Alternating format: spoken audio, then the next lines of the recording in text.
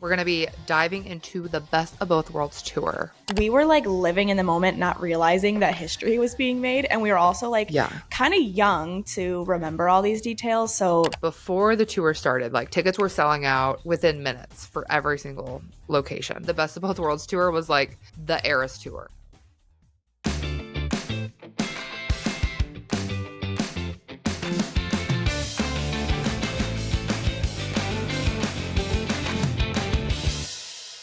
How's it going?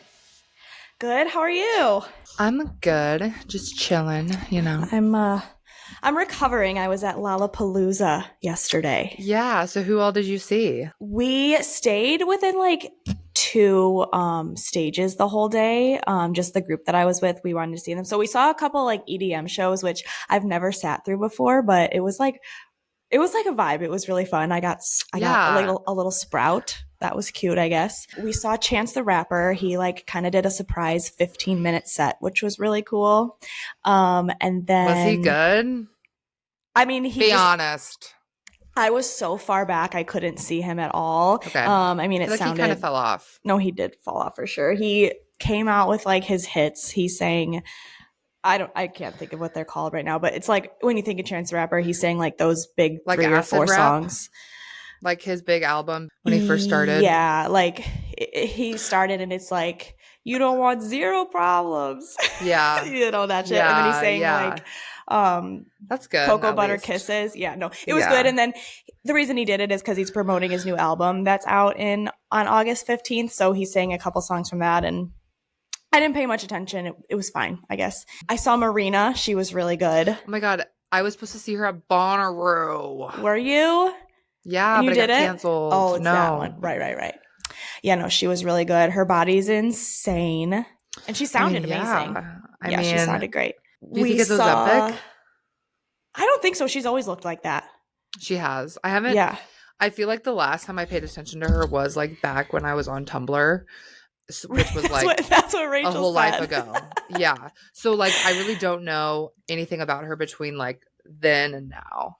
Yeah, you know? That's what people, when we're like, oh yeah, we're going to go see Marina, the people in my group were like, who's that? And she's like, well, if you weren't on Tumblr, you wouldn't know.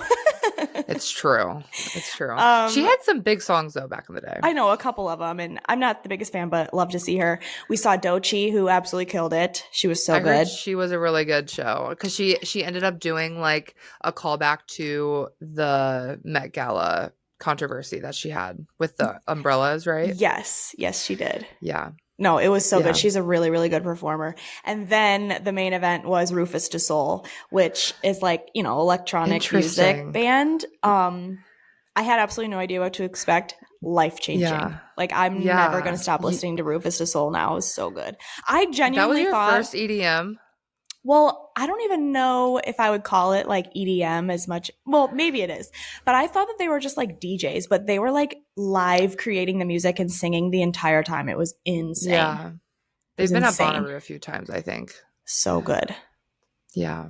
So who are you going today? What's the verdict? Well, at this moment at 12 p.m. on Sunday, I am not yet going to Lollapalooza this evening. It will be Sabrina Carpenter, but I'm not giving up yet. The resale tickets are like $600. No.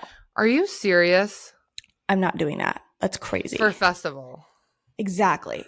And I mean, I would love to see other people there tonight, but Sabrina's obviously like the main reason I would want to go.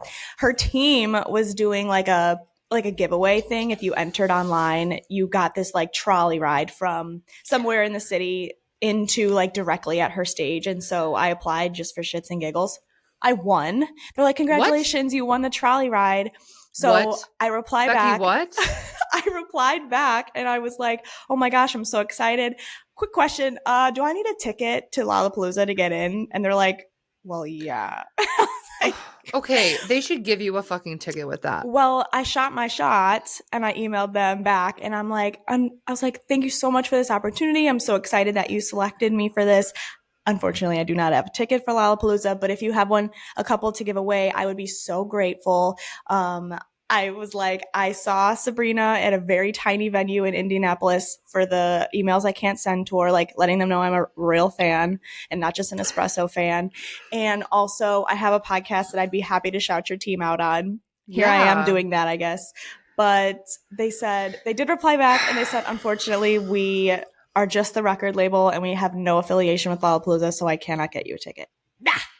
So wait, so is it like on hold though, so that if you do get a ticket, you can do this? Yeah, I would still get on the trolley, yeah. But it's at 3:00. It's in like 2 hours. So I know. Prayers up. If you're listening to this, it's already been passed. Maybe you'll find out if I was there everywhere. Or not. You've looked at on every single platform. I haven't, to be honest. I don't know. You're like, I'm recovering. No, I am, guys.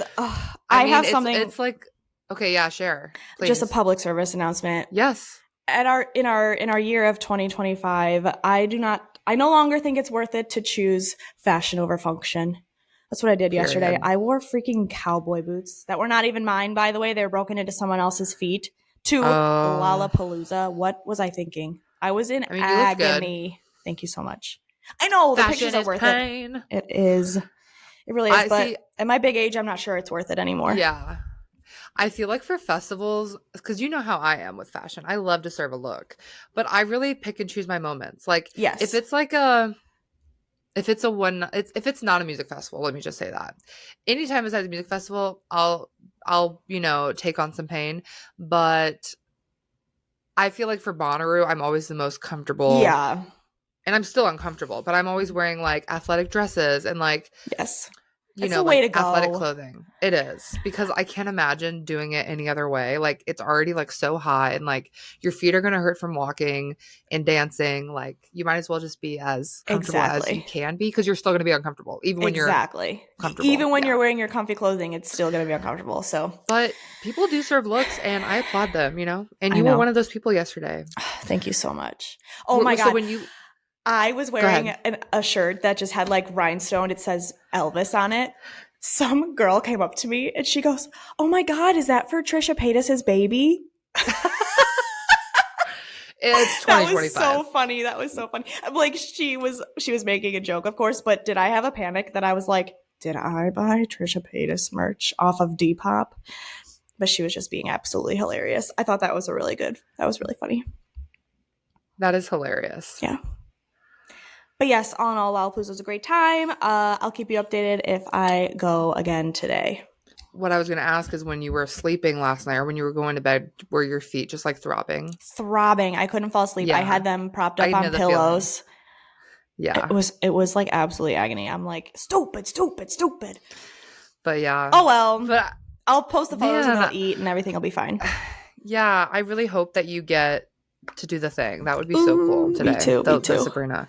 Damn. I know. There's still not any resale tickets. No, like, people are still like, the festival has already began. They're still selling their wristbands on Facebook Marketplace for like $400. Who's doing that? Dude, aren't you like desperate to get rid of it? Exactly. You have got to give a bargain deal at this point. They sold for like $200, right? Something like that. They were already like from the get overpriced, in my opinion. How much I agree. How much would you be willing to spend? I would probably go up to like $150. Yeah. Which is what I spent for my ticket. I spent $170 for my ticket yesterday, which was a resale from Facebook Marketplace. Oh my God. Did you see Joe, DJO? Or did you hear about them at all? I didn't. Dude, I'm obsessed. That's like who I would have had to seen yesterday. Yeah. I'm obsessed with his newest album. Also, Colton and I started watching Stranger Things again, because we both only watched the first season, and we're gonna like watch all of it, because the new season, they have a final season coming out in November. We're like, that'd be fun to like watch up until it comes out, for sure. But also I'm really just watching it because I'm obsessed with his newest album. His name is like Steve Harrington or something in Stranger Things. Oh, right. He's like wait, that's him that sings that? Yeah. Oh, I didn't know that. And when I'm back in Chicago, he sings that. Isn't that crazy? If I would have heard that live in Chicago, I probably would have burst into tears. I know. I saw the live. I didn't know he was there. Like I said, I love him. We stuck around like pretty much the same place, just like bopping between the two. Which I do wish I did a little bit more, but physically I couldn't get around that quickly, unfortunately. Yeah. And it just gets so crowded, and that's not really what I'm interested in dealing with. Yeah, for sure. I think I'm gonna have to put this episode that we're recording out this week. Yeah, maybe. Which Anyway, I think is okay. Welcome back, guys, to Talk Miley to Me. I am Becky. I'm Molly. And we're here to talk Miley and a little bit of other things to you. And specifically, we're going to be diving into the Best of Both Worlds tour. So fun. So cute. I'm excited to talk about this, I know. It's like such a, I mean, like we deep dive an album, we deep dive a year, but like to deep dive not only like a specific show, but the whole tour. Insane. Yeah. Well, there's a lot of actual like controversy that happened on this tour. Yeah. And some of it I forgot. Some of it I was like, yeah, iconic. Totally remember that. And then when I was doing like research for this, I was like, wait a minute, forgot about this. It's just 2008 was so long ago, 2007, 2008, that I just forget about being alive at this point. But it was kind of crazy, like how the Best of Both Worlds tour was like the Eras tour. Like people freaked out over the Eras tour like they did for the Best of Both Worlds tour. It's true. And it is something that needs to be studied. So we're here to do that for you. Yes. And shout out to the Twitter account that recommended us to do a deep dive onto mileyworld, because that will definitely have to be next. Oh, absolutely. And it's like these deep dives of like her younger years are especially interesting and fun for me because we were like living in the moment, not realizing that history was being made. And we were also like kind of young to remember all these details. So the deep dives of finding the information is like extra enlightening and truly things that maybe we didn't know or remember or realize. Literally. Yeah, no, I completely agree. Yeah, I feel like in more recent years, like while we're going through eras, we're like realizing the impact more. Whereas like we're like fetuses during this time. Like, I looked like a boy. We were like we had gap. I mean, I had a gap tooth smile. I shouldn't speak for everyone. I feel like a lot of kids had gap teeth or like really horrible teeth. So it was just a different time. I know. This is her first tour she's ever done, and I feel like she credits a lot of the time of what she started learning about her career and fame to this tour, because she was kind of just like thrown into this crazy world pretty rapidly, and she was 14 when this tour started, 15 when it ended. She had her 15th birthday on tour, which we've talked about in our 2007 deep dive. Yeah, it was the first of its kind also. I mean, she would start off the concert being Hannah, and then she would do a quick change, come back as Miley, which no one's ever done that before. Right, never. And the tour was actually meant to promote her non-Hannah album, Meet Miley Cyrus, alongside with Hannah Montana too, which makes sense for how the tour was orchestrated. And then Kenny Ortega was the choreographer. I mean, it makes sense. Best of the literal best. It makes so much sense. Like, no, it does. What would our childhood be without him? I'm saying. God bless that man. He was working. I mean, he was doing the High School Musicals and did this, and then probably other things we just don't know about. I'm pretty sure he did Cheetah Girls. Yeah, I think so. Yeah. That would make sense. Who else? Exactly. That's what I'm saying. Exactly. I mean, so to give backstory too, she did do a tour before this one. She did the Cheetah Girls tour. Right. Not as many shows. You know, she didn't have like a as Hannah Montana, right? Correct. Yeah. Yeah. And she didn't have like as big of a production. I think she's talked before about how like it was literally just her mom holding up a sheet and like dropping it. Yes. When she would be like, and then you get to this point a year later where she's like breaking records and like selling out shows within like minutes, which is wild. Insane. It's wild. Like how fast she went from like being just like right here to then just being like up there, being compared to like the Beatles and all the icons, like at 14 years old. At 14 years old. We've talked about this before too, but it was really cute that $1 from each ticket purchase was donated to City of Hope National Medical Center. That's right. And a lot of tickets were purchased. A lot. She ended up being able to donate over $2 million. Wow. US dollars for the center. Yeah. That's incredible. And then while she was preparing for this tour, she rehearsed for the tour between September and October of 2007, while she was also filming the final episodes for the second season of Hannah Montana. Sorry, she only rehearsed this for 2 months. Correct. Insane. I'd be scared. Yes. That is so crazy. There's so much that happened. There's so much choreography. It was a long show. She was the opener for herself, basically. Yeah. I mean, there was an opener for her to open up for herself. Yeah. But to do 2 different shows is what, like, insane. Yeah. I'll just never not be in awe of what she did during this time in her life. No, I agree, especially with how young she was. Mm-hmm. I feel like her body's catching up to the anxiety she should have been feeling during this time.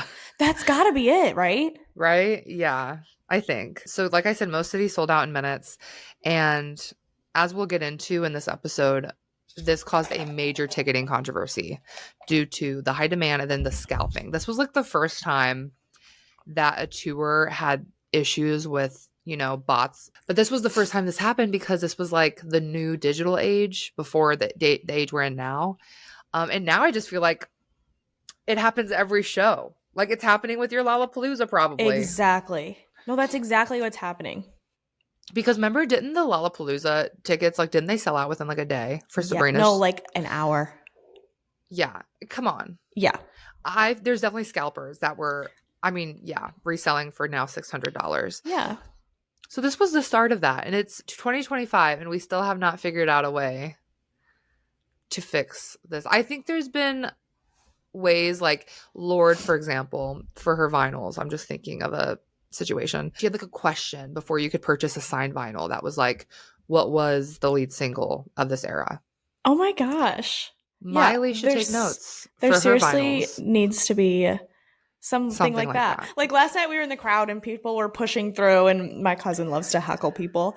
And while people are trying to push through to get past us, he goes, "Name one Rufus song." And you're like, I don't know. I was like, Nick, don't do that. I can't. I don't know either. No, exactly. But it's like shit like that. Yeah. Because like, how do you fix this? You know, it's still an ongoing issue. I know. It's gotta be something like that. I mean, that probably is the best way to do it. But also then you're like not encouraging new fans, right?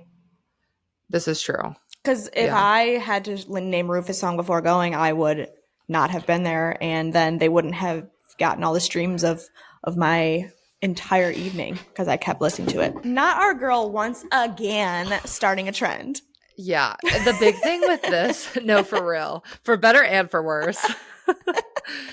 The thing about this is people were like, oh my God, it's kids. You know, it was like kids were being involved. Yes. So that adds like a whole new layer of like just the emotional impact of it. First, I want to talk about like the cultural peak of this as a fan base, right? And with Disney Channel, because it's like Disney Channel made the most money they ever made. Disney I think as a company made the most money they ever made from Hannah Montana and this tour. Yeah, I'm sure. That's crazy though, of everything they've done. As fans, like I can't believe I went to this show. Looking back at some of this, because it was so hard to get tickets for. And we'll talk about this, but they added a second leg of the tour because of the demand being so high. Yeah. But she couldn't do that many more shows, but she did come back to St. Louis after she kicked off in St. Louis in October, in January. And that's when I saw her, was because they added another show. Yeah. But if they didn't do that, I would have never. And it was still pretty expensive. I feel like my mom, and this was back in 2008, I think she paid like almost $200. No, that's a lot for a concert back then. That's what we're getting at, is like a baseline for tickets these days, which is insane. But the nosebleeds. In 2008, $200 for a ticket is crazy. And it was not a good seat. I'm sure. It was not a good seat. I did not go, and I don't even remember trying to ask. That was just like not something that we did. But I don't know if I really necessarily asked. I think I probably just brought it up, you know, and was like, oh my God, like it was no surprise how like obsessed I was with Hannah Montana.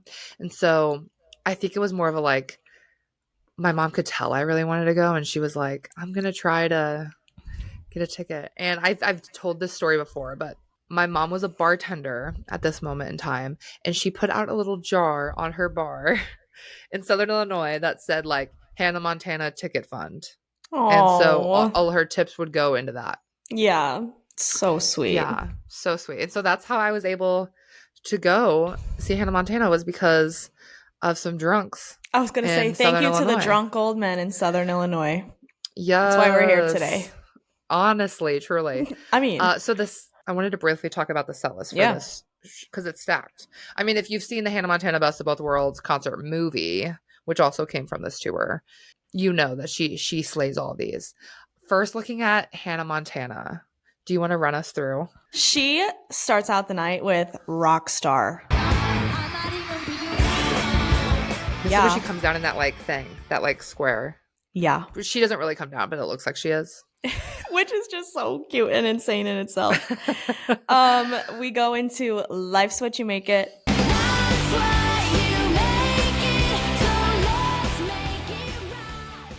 Just Like You. Just Like You. Old Blue Jeans, which is so... It's funny to me that this made it.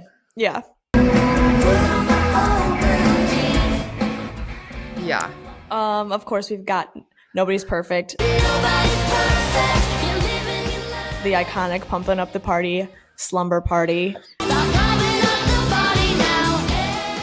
I Got Nerve. And then she closes Hannah Montana out with We Got the Party. You know, interestingly enough, now that I'm looking at it in front of me, she doesn't really have that many. She has a lot of the season 1 songs. She has more of those than I would have thought they would have done. Like, I thought they would have included more of the season 2. They have some of the season 2, but yeah, like you said, Old Blue Jeans is like... I'm surprised that one made it. Out of all the ones on there. Yeah.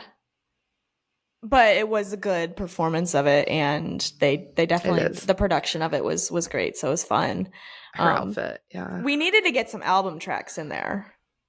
That's true. I'm glad she did I Got Nerve. Yeah.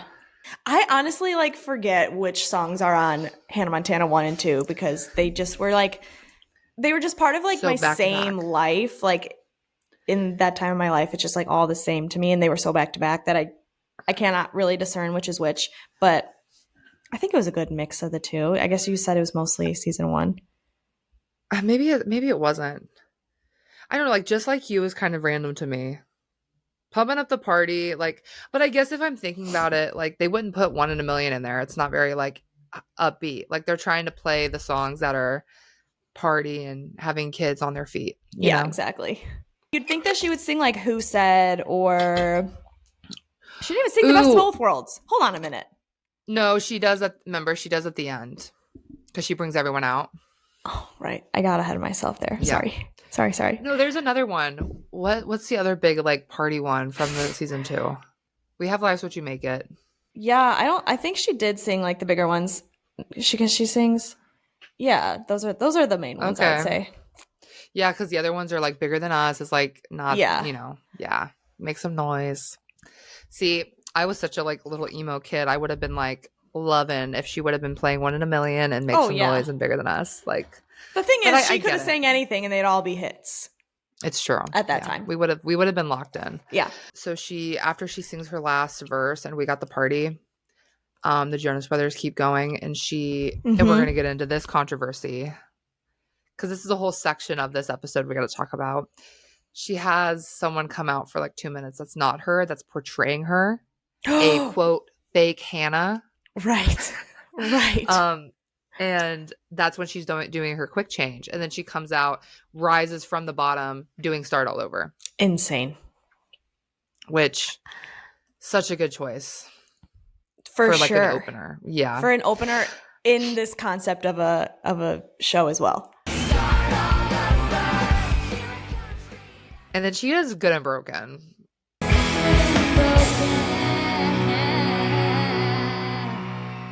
But I think that stems from the charitable aspect of the show and how she was donating all that money to that foundation. And that's what she was genuinely into, too. She really was. She was just like a good kid, for sure. Obviously, See You Again. Right. Let's Dance is the best for me, my favorite part of the whole show, because the choreography, I mean, Kenny was really... Kenny went to the kitchen. He cooked. He ate. No crumbs. Cooking Kenny. And then Right Here, which she always dedicated that to the crew and the people that were working on the tour, which was really sweet. Turn around, close your eyes, look inside. Right here. East Northumberland High. I mean,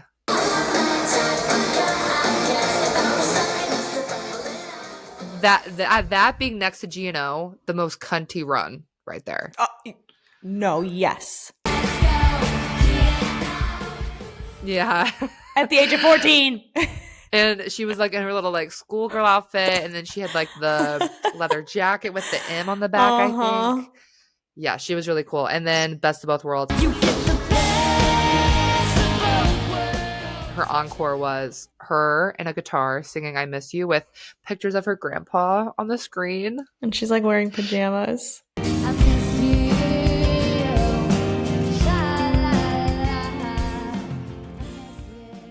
She's always been so deep. I know, she really has. To me, that's wild for an encore. Usually your encore is like your biggest hype song. Like you would have thought that Best of Both Worlds would be the encore. I mean, but think about it. Like every other song, it's not a deep cut at all. But Right Here is like the closest. Yeah. But like really, she's like bam, bam, bam. The whole time. Like the whole time. Yeah. So I kind of liked it.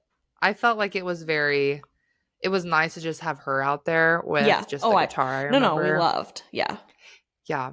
But yeah, so that is the set list, which I did not change. I think the only thing that changed throughout the duration of the tour was when the Jonas Brothers got off of the first leg and then Ali and AJ came on.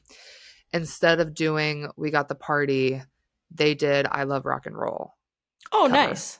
Because when I went to go see this tour, it was Ali and AJ because they came the second leg of the tour, which is interesting because I always thought the reason why the Jonas Brothers didn't keep going was because of the breakup that we'll get into. But it really was just because they weren't connected, or they didn't sign on for the second leg because that was added later. Yeah. And I'm sure they had other obligations or planning their own tour, probably starting to. Oh, no, they did, because that year I saw them on their own tour. Yeah. In July, it was July 22nd, 2008. Right before your birthday. I only know because it was the day before my birthday. Yeah. At the same amphitheater that we go to and get wild at now. I was like there just to see the Jonas Brothers. It was the Jonas Brothers, Demi Lovato, and Avril Lavigne. Wow. And, yeah. And it was the Verizon Wireless Amphitheater, not the Hollywood Casino Amphitheater. Right. Amphitheaters love changing their name. Yeah, it's like they get a new owner and they just change shit up to try to promote their brand or something. Yeah.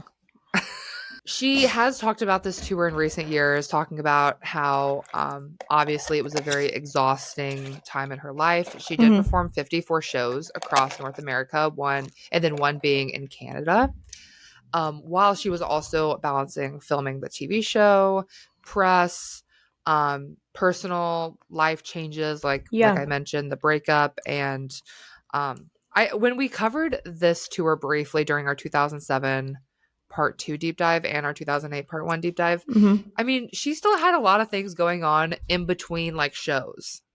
Yes. There was so much happening. It wasn't like a break from everything else. It was like those things still happened. The like red carpets and the award shows, those still happened while on tour. How? Like of course she's not into doing that anymore. Right. Okay, like I said, she kicked off the tour on October 18, 2007 and ended it on March 9th, 2008 in Houston, Texas. I think that was for like the Houston Rodeo that she went back and did another show for. Yeah. And then the Jonas Brothers were there until their last show on January 9th, 2008. She has her 15th birthday while she's on tour on November 23rd. And this is around the time where the first controversy hits. Okay, we're like a month and a half in. And as I've noted, before the tour started, like tickets were selling out within minutes for every single location. It was so hard to get tickets. And so then all the headlines come out of like Ticketmasters being under fire because parents were supposed to only be paying like, I think the base value was $29 to $66 were the face value tickets. And then the resale prices shot up to at the least $350 to like up to $2,000 per ticket. Insane. Parents were like just wanting to do anything to make their kid happy. Exactly. Yeah. So it was that emotional element too. Exactly. That's what made it crazy. Is like these kids are like crying, and no one in their right mind would pay $2,000 for these tickets. But like, no, you would if your child was crying and crying. This is what all the fuss is about, and it's a big deal to fans like 13-year-old Allison Bloom. Your dad said you even offered to spend your own $300? Yeah, because I really wanted to go.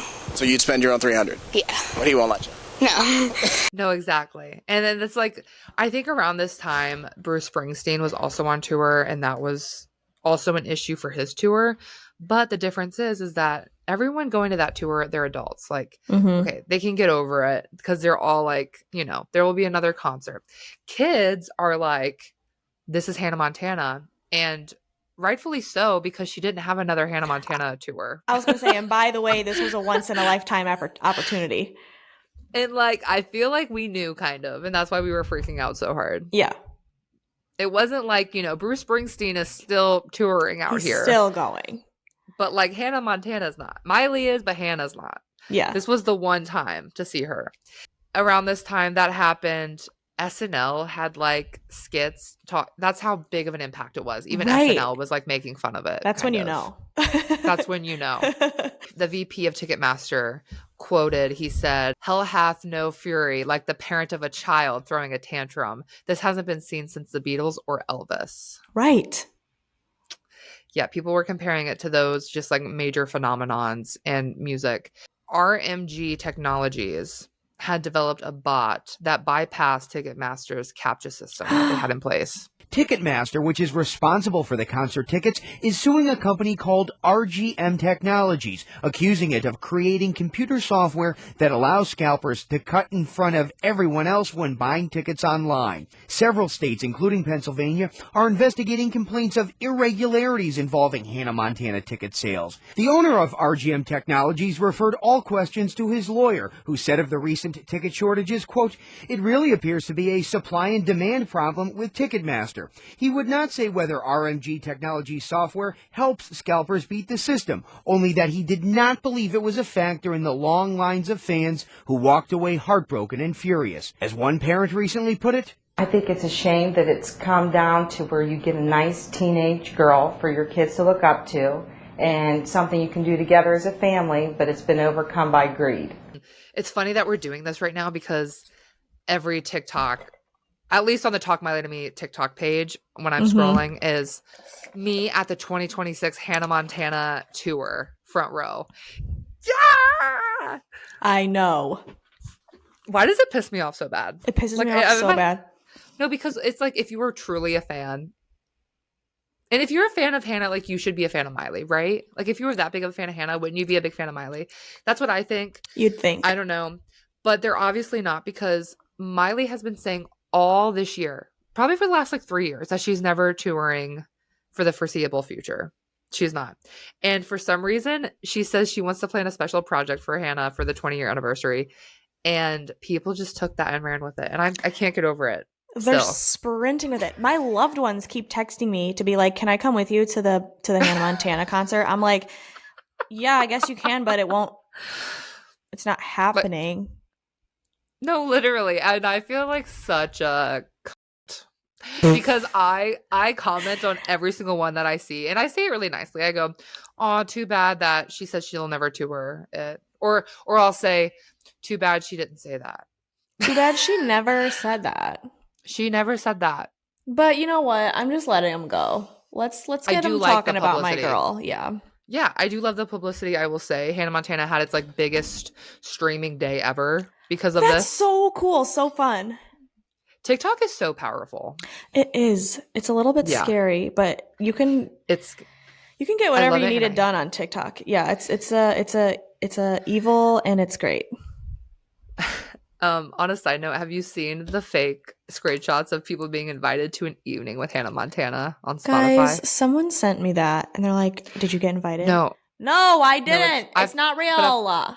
Dude, tell me why at first I thought it was real, because all of the big Miley accounts were tweeting it when it was happening in real time. And then I went to her group chats and I saw that it was a lie to try to get people to stream Something Beautiful. So now I even feel bad debunking this rumor, because like the intent is for people to stream Something Beautiful from this rumor, but they're not, though. They're obviously listening to Hannah Montana instead. The numbers are showing it. It's true. But yeah. Miley stan Twitter once again. She's at work. She's at work. The lies are lying. Like, the lies are crazy. And I tell my fiance now. I almost said boyfriend. Oh my God. I noticed on our last episode that I said boyfriend when I was talking about the engagement. I didn't even notice. I'm like, well, I'm gonna keep it in there. The ring fits. Hell yeah! Slip that on your hand finally. A big rock. Okay, I have a massive hand. Okay? WNBA player hand. And look at how fucking big the thing is. It's kind of like, it's nice, but it's also, I feel like it's kind of in the way. No, it's amazing. Not even that big. It's beautiful. How do people wear like the massive? I don't know. Like the the celebrities and stuff. Anyway, I'm getting really off topic, but I just think it's very interesting we're talking about this tour while there's these rumors about another tour happening 20 years later. So in November 2007, a woman sued mileyworld and Smiley Miley Inc., her official fan club, because they claimed that the membership was supposed to offer priority access to tickets, but members couldn't get them. Okay, I wanted to ask you, were you ever a mileyworld member? I wasn't, actually. Me either. My mom wouldn't pay for it. And when I was doing research for this, I saw it was like $30 a month. That's a lot. Sorry, no, $30 a year. Oh. $30 a year. Mom, the fuck? You couldn't pay. I know we were poor, but damn. See, I probably bargained for, I had the Club Penguin membership, so I probably had to choose one, and I did choose that. But like I said, I don't remember like asking to go to this tour or really being involved on Miley World, and I think that's because I got like more into Miley during Breakout. Yeah, and you've talked about that. Yeah. Yeah, that makes sense. I just was like, my mom was like, I'm not paying for that. But damn, if I would have sold like 30 lemonades or some shit. No, that's all you needed to do. I would have had a whole year access. So you probably would have been up against Sabrina Carpenter for the next Star Tour too. Yeah. Honestly, though, I did not have the look. I had the passion. I did not have the look. They would have been like, this is for a girl pop star. Not the new Justin Bieber. Like, they would have been like, who's this boy auditioning? The attorney for the person that was suing Miley World said that they deceptively lured thousands of fans into paying for access they didn't actually get. Because I guess I think there was some kind of mixed communication, because it said that they could possibly have higher access, but it wasn't like promised. Sure. So the outcome was like they didn't win. There was no record of the plaintiff winning or a settlement happening. So it was either like dismissed or quietly dropped. But I saw that in old news headlines from that time. People were going crazy. You just literally forget. It was like hysteria around this thing. No, it's true. Crazy. So because of the demand, obviously, they wanted to add more shows. She was already booked to start filming Hannah Montana the movie in early 2008. They had those like final 21 shows that they had added. 21 is a lot. Yes. They wanted to keep adding more, but they couldn't. 21 is so many to be just like adding a few more. Yeah. So this was the second leg. But they just added 45,000 extra seats to the final shows. Does that mean like obstructed view seats or what? How do you just find more seats? I know. I don't know. I think of like, because she came to the Scott Trade Center, or it's now the Enterprise Center, I think, in St. Louis. And I think they do have like some seats that usually aren't included. So maybe they added those. Just some more shitty ones. Yeah. Yeah. That were probably so expensive. And then they released those tickets exclusively to Miley World members. So there we go. That kind of helped. Helped. Turns out the lawsuit did actually have a impact, right? No, kind of. Yeah. So I was like doing some research looking at news articles from this time period, and I saw that there was a stepfather that won tickets to a show by touching a Hannah Montana statue for 6 days. Not even a father, a stepfather did this. I mean, we've all seen the dads running in high heels at the radio show to win tickets. Like, they did insane things, but 6.5 days, it says, that he was holding on to a Hannah Montana statue. Which means tickets. If he had to do it for that long, was he like up against other people and they all like gave up after 5 days? Yes. And apparently, I think it said in that article that he had done something crazy like that when he was like a teenager. And it was also for meet and greet passes too. Wow. Would you there was do a that? whole story on it. Would you do that now? I don't even know if I would do that. I don't even know if I could. I would have to take off work. Yeah, this man didn't go to work for over a week. Crazy. But yeah, so that was dedication. The fathers were really stepping up during this era, I will say. You know, not always do they, but this time they were really stepping up. No, they really were. I also saw like another video of like dads having to dress up as Hannah Montana and put on a performance for tickets. I saw that. Not a Hannah Montana dad drag show. No, it was literally a drag show. If you're watching this, I'll put the videos on the screen. But yeah, it was a drag show. And they all had like beers and like beer bellies. And they were like, you get the limo out front. And they were like, what's your favorite Hannah Montana song? He'd be like, the one about the friends. What's your favorite Hannah Montana song? I think the Friends. That's crazy. No, but some of them were going off. Like there was one king and he like slayed the house boots down. And he won. More than just your average girl. Scott Rudolph, who was the University of Maryland's mascot Testudo in his college days, rode his crowd-pleasing skills to victory. He says his wife and daughter Erin will be the ones going to the show.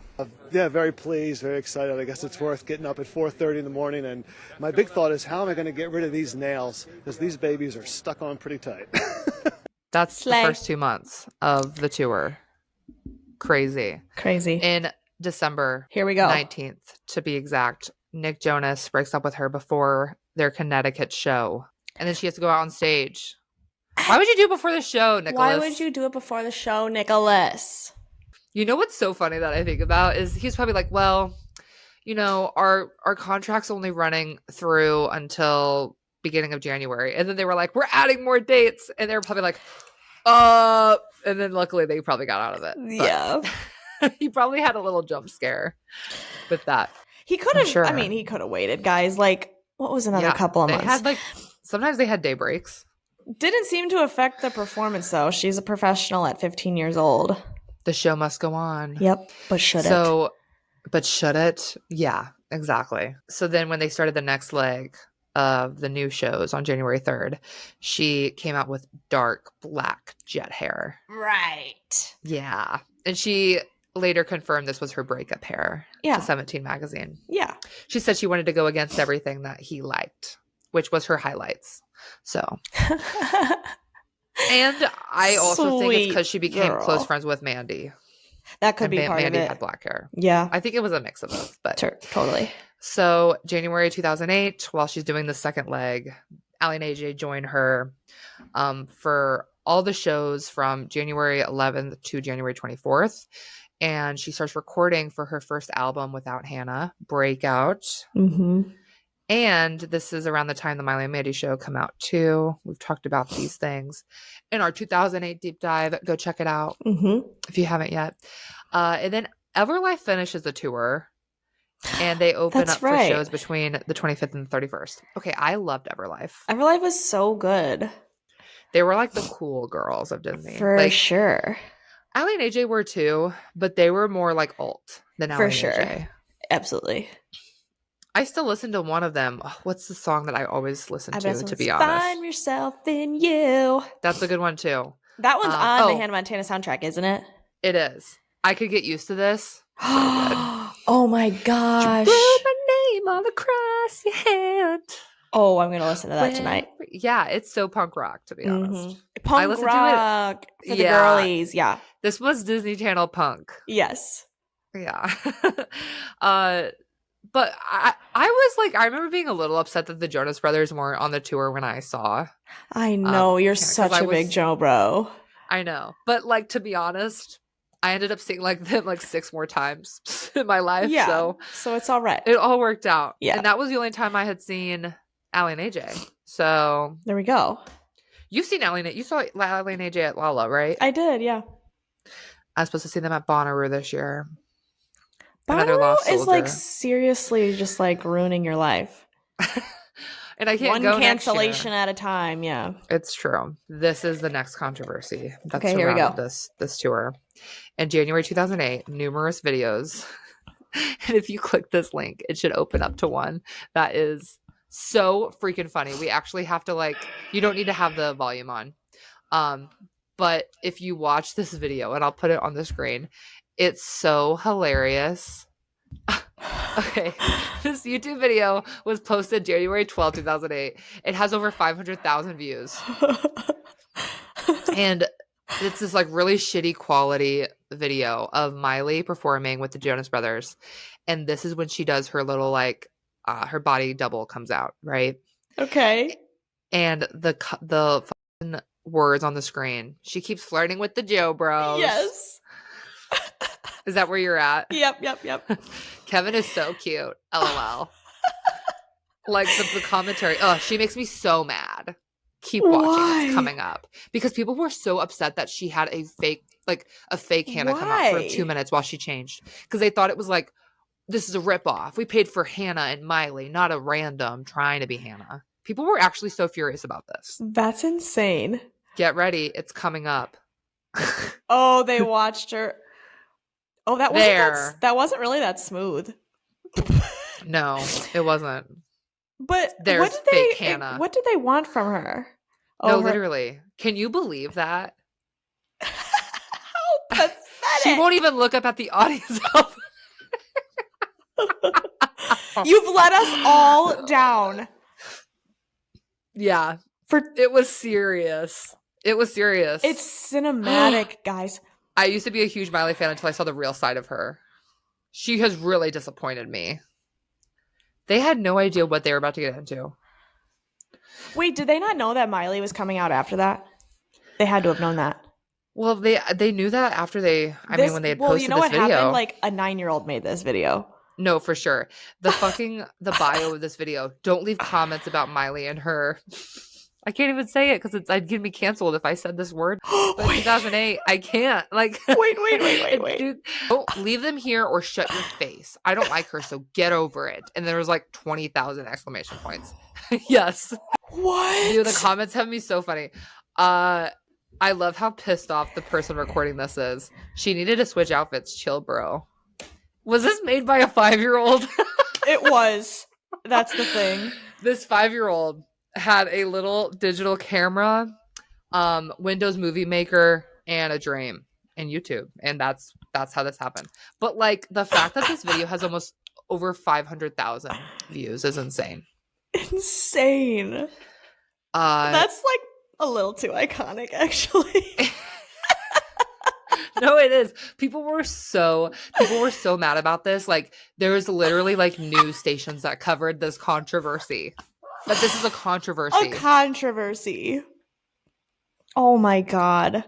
Her publicist confirmed that the videos were legitimate and that the body double, which was a backup dancer, was being used throughout all stops of the Best of Both Worlds tour. Then PMK Public Relations issued a statement explaining that, the purpose of the body double. And that obviously it was to speed the transition from Hannah to Miley. There is a production element during the performance of We Got the Party, incorporating a body double for Miley. After Hannah has completed the featured verse on the duet with the Jonas Brothers, that's when they do like the little switch. And then this allows Miley to remove the wig, the costume, transform into Miley herself. And Miley later explains that it usually took over an hour and a half to transition from Miley to Hannah when they were doing stuff on the show. But she said on tour it took approximately 2 minutes. Crazy. They had to cut it from that to that for the tour. Like, obviously, yeah, that's like kind of a crazy transition to make. You're like fully changing characters. You're changing hair. You're changing vibe. The fact that PR had to get involved is insane. But like, yes, you're dealing with 8-year-olds. Yeah, no, literally. And like the way that 8-year-olds had access to YouTube too. Right. Which that was like me. Peak I also 8-year-old time. Yes. Yes. But like, yeah, like I said, this child had Windows Movie Maker, a dream, really shitty video camera quality, and that was it. Like video editing is my passion, she said. So she's here to break it to us. You know, that this was such a big thing people were upset about her for, and then like we get to like bangers. No, exactly. Like this is just proof that she just everything that she did, like just she should have done it unapologetically like she did, because they would have get pissed no matter what. Proof. Yeah. No, truly. She finishes the tour at the end of January. The tour demand is obviously so high that they're like, dude, we could make a concert film and put it out in theaters for those poor people that couldn't go to the show. Or if they just want to go see it again, which was what I did. Uh-huh. They filmed the movie in Salt Lake City, Utah. Okay. There's 2 dates. The first night they filmed it, Hannah was dropped. Miley was dropped. Remember that in the yes. movie? Yes. They dropped me. And so in the film, there's like a cool area of the film where like she's performing I Got Nerve the first night. She gets dropped. They're preparing for the second night. And Miley's like, I don't want to do that anymore. We're not doing that. And Tish is like, you'll be fine. Like, they got you. Think back to cheerleading. Yeah, that's because this float is going to be gone after tonight. Why is that? So I hate it. Oh, it's great. No, it's not. Oh, it's rock and roll. Mommy, he's saying that we have to keep the lift after tonight. Baby, it's fine. Think back to cheerleading. It's fine.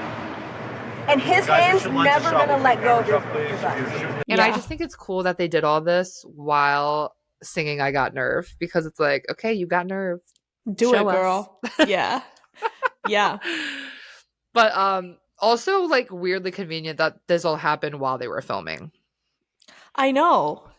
It made it like a cool, very shows us that she's human. No, exactly. Type of thing. And it shows the way that they protected her too.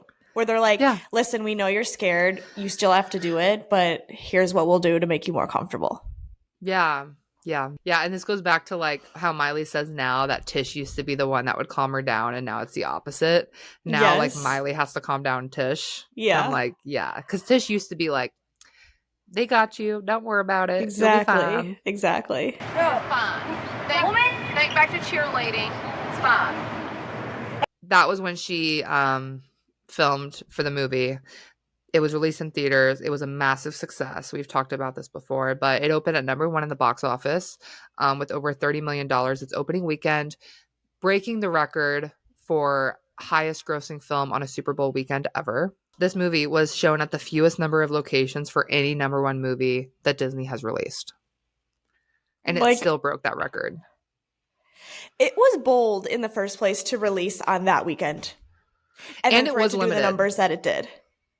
Because I remember, like, in Centralia at the movie theater there, they did not have it there. Like, I had to go to the Galleria Mall in St. Louis. Really? Like, we had to travel far. And people did. And everybody did. My dad took me to the mall that day. All those dads that were running in their high heels and performing drag. Like, yes. And then they also gave up Super Bowl Sunday. Yeah. Yeah. Crazy. Yeah. No, I don't know if we saw it the first weekend. We might have seen it like the weekend after, because they did end up extending it in theaters. Had to. I think they did. But I remember, we went all the way to the Galleria Mall, which, you know, when I was younger, we didn't really travel that much. But it was just my dad and I, and we got tickets for like a 2 p.m. show. And we had the like glasses on. The glasses, yeah. And I do remember thought it was so cool. Yeah, it was so cool. My dad fell asleep. I was like, Dad, wake up. This is important. This is important. That's little did he know today. He's literally like part of history. He's someone who witnessed history, some of it. No, literally. And now I'm talking about him on this podcast. Shout out, Dad. More history. Yeah. No, he was like a big fan of me loving Hannah Montana. My dad was. Well, it seems like a trend for the dads. My dad definitely was too. I think it was the Billy Ray Cyrus of it all. Oh, could be. Yep. I think it was. I think it was because my dad like loved Achy Breaky Heart. So. Yeah, I mean, like if Miley ever has a kid and we have kids that end up really loving her, we would definitely push that fandom. Oh my God, yeah. So yeah, something else significant that happened during this tour was See You Again broke into the top 10 on the Billboard Hot 100. This was like her first song that pushed her as herself as Miley instead of Hannah. And it happened while she was on tour. The things like, I mean, and we've gotten into so many of the other items in our 2007 part 2, 2008 part 1, like you said, deep dives throughout this tour. Like, it's actually insane the things that she was accomplishing and the things that she was still doing and preparing for her future career, or just like continuing to promote on like, you know, all of the shows and the radios, and then like still going on stage and rehearsing, and it's beyond. Yeah. And there's actually like a little 20-minute video that I thought we could react to on Patreon sometime soon. Okay. That is called, it's like Backstage with Miley. And it's literally just showing like what a day in the life of her on the, like at the show, getting ready for the show, what that day looks like. And they have it timestamped. I thought that would be really cool to react to on the Patreon. Sure. After the tour's over, from like a fan perspective, this is obviously when I feel like the fandom gets more interested in like Miley than Hannah, because people are seeing more of her. And so there's a news article that I found from March 10th, 2008, and it's titled "Hannah Fans Consider the Star Behind the Wig or Beyond the Wig." And her followers adore the real girl as the singer ponders shedding alter ego. And so talking about, just like I said, Miley more so than Hannah, and how there's kids at the concert that are more interested in, or not more interested, but just as interested in Miley, and that she's a real girl. And there is a little girl named Amber who was 10 years old who offered her endorsement of Miley without any mention of her own hair color. She looks better in brunette hair, she said. Period. I don't ever remember being like a fan of only Hannah. Like I liked it. I was definitely a Miley fan and enjoyed that she did like, because it was a character. It's so funny because it was a character on the show, but it was like a pop star in real life too, kind of. Yeah. That always got me, but I never considered being like, I never considered myself a Hannah Montana fan. I was a Miley Cyrus fan.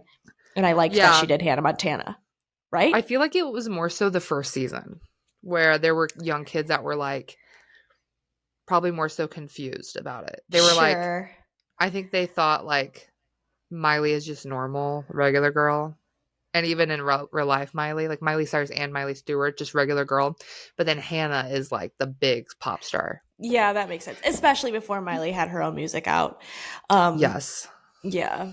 I guess that probably was kind of hard for people to grasp. And that's probably why we got the YouTube video that we watched too. Some girl that like simply didn't get it.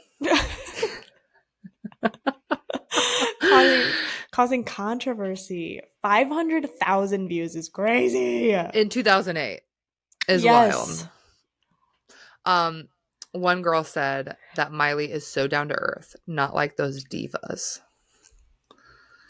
Period. And that is still true. Although Miley does consider herself a diva. Oh, she does now. But not for no reason. Period. No, exactly.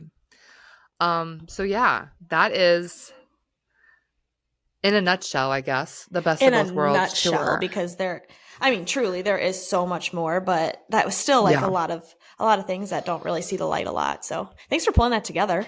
Of course. Like I said, I always have fun. I know you love it. Digging into historical artifacts. Yeah. No, this is perfect timing to do that, given that people think this is going to happen again soon. I'm sorry. I agree. I'm sorry that that's not true, but yeah. And I know go stream something beautiful instead. No, exactly. And I know last week we said that we were going to do more voice messages this week, but that'll be next week or another episode soon. Yeah. So if you want to leave us a voice message, you can do that at speakpipe.com/talkmileytome. But this, I think, makes the most sense to talk about right now, especially since we have our part 2 2008 coming out soon as well. Yeah. So keep an eye out for that. And if you are part of our Patreon, we may or may not have some special announcements soon. So stay tuned. Yes, Patreon will hear first. We'll hear first. So if you want to be included on that, you know where to find all the tea there. But yeah. Anything else, Becky? Any other thoughts on the Best of Both Worlds tour? I know it was a lot. I will forever be sad that I was never there, but I'm grateful that they did film it. Maybe I'll watch it all the time tonight. I know we do watch it a lot. That's like when we get home from the bar, that's what we put on. It's either bangers or that or both. Yeah. We should start looking at the Wonder World one too. We should get into that. We should. I'm excited to get into I'm sure will come like once we make it down the line of life of her, but that'll come soon for sure. Yeah. Okay, cool. Well, all right. Thanks so much, everyone. We love you so much. Bye. Bye.